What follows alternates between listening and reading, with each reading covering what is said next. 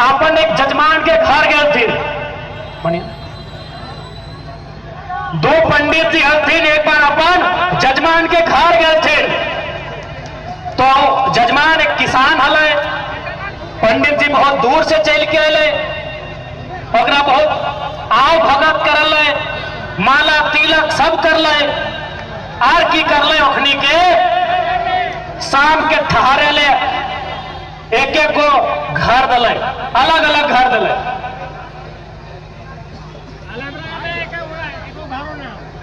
दियो के अलग अलग घर दले, दो पंडित जी एक किसान। एगो पंडित जी के घर बगल में दलाए, एगो पंडित जी के घर बगल में दलाए। और किसान बारी बारी से आके पूछले, पहला नंबर वाला पंडित जी से पूछले कि बाबा महाराज, आपका तो पूरा दुनिया में बड़ी चर्चा है, आपका बड़ी नाम सुने हैं, बड़ी गुणगान सुने हैं, आप तो महान है, लेकिन बगल में जो आपका दोस्त है, बगल का कमरा मुख कैसा है?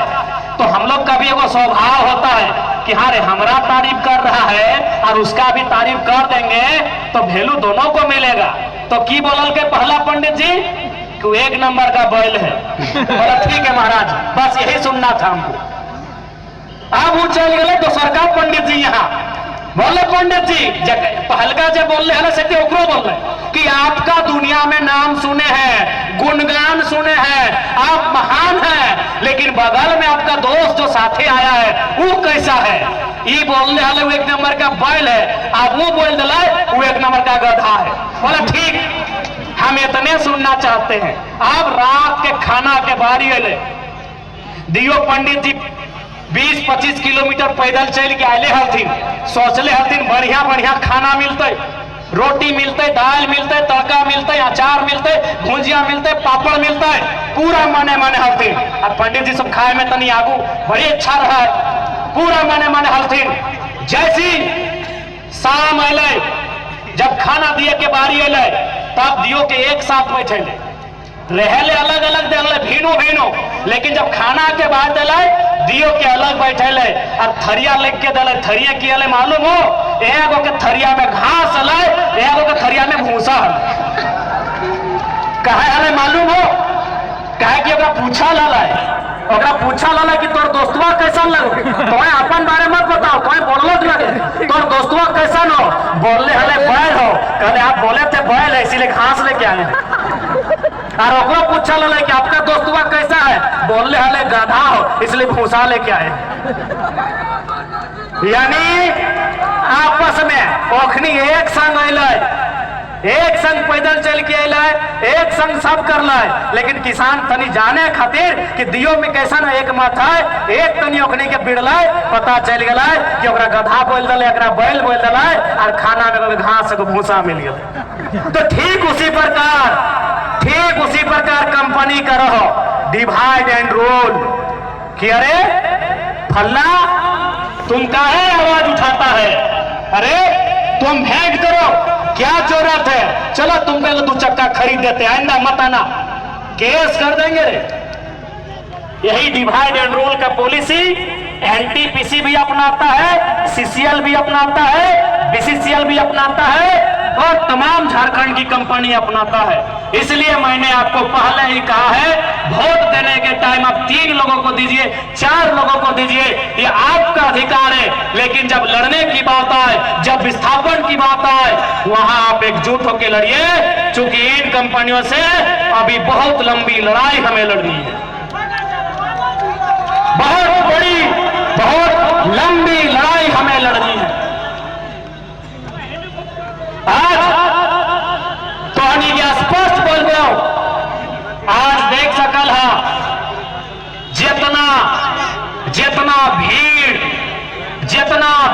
जितना उमंग किसी धार्मिक जुलूस में देखे ले मिला है, अगर उतना भीड़, उतना उमंग, उतना उत्साह अगर फैक्ट्री के सामने खड़ा भई थी ना, तो काल के सामने आके बोलता है कि वार्ता कीजिए, आपकी मांग को जब तक पूरा नहीं करेंगे कोई काम नहीं करेंगे। आज मैं विशेषकर विस्थापित क्षेत्र के नौजवानों से कहूंगा, मैं विशेषकर विस्थापित क्षेत्र के नौजवानों से कहूंगा कि आप जितनी ऊर्जा के साथ, आप जितनी ताकत के साथ रामनवमी में जय श्री राम का नारा लगाते हैं, आप जितनी ताकत के साथ, जितनी ऊर्जा के साथ रामनवमी में जय श्री राम का नारा लगाते हैं, आप जितनी ताकत, जितनी ऊर्जा के साथ मुहर्रम में या अली या हुसैन का नारा लगाते हैं, उससे दोगुनी ताकत के साथ कंपनी के गेट में नारा लगाइए, कंपनी हमारी जमीन वापस करो। उससे जोर से नारा लगाइए। मैं ये विस्थापितों को कहूंगा, आप जितनी जोर से, जितनी ऊर्जा से, जितनी ताकत से नारा लगाते हैं जय श्री राम का रामनवमी में या अली या हुसैन का मुहर्रम में, उससे ऊर्जा, उससे जोर, उससे ताकत से नारा लगाइए कि कंपनी हमारी जमीन खाली करो, कंपनी हमारी जमीन खाली करो, सरकार हमारी जमीन वापस करो, सरकार हमारी जमीन वापस करो। उससे ताकत से नारा लगाइए। आज इस देश में जितने लोग धर्म के नाम पर ऊर्जा के साथ आगे बढ़ते हैं, जितने लोग धार्मिक जुलूसों में ऊर्जा के साथ आगे बढ़ते हैं, जितने लोग धार्मिक कार्यक्रमों में उत्साह दिखाते हैं, यदि रोजगार के लिए, शिक्षा के लिए, स्वास्थ्य के लिए अगर उतनी ऊर्जा, उतना उत्साह, उतनी एकजुटता दिखा देंगे ना, तो कंपनी बाप बाप करेगी, ये गारंटी है। इसलिए आज मैं तमाम लोगों से कहूंगा कि आज आवश्यकता है लड़ाई को लड़ने की, आज आवश्यकता है अपने हक अधिकार के लिए एक रास्ता तैयार करने की, जिस रास्ते में चलकर हम अपने हक अधिकार को सुरक्षित कर सके।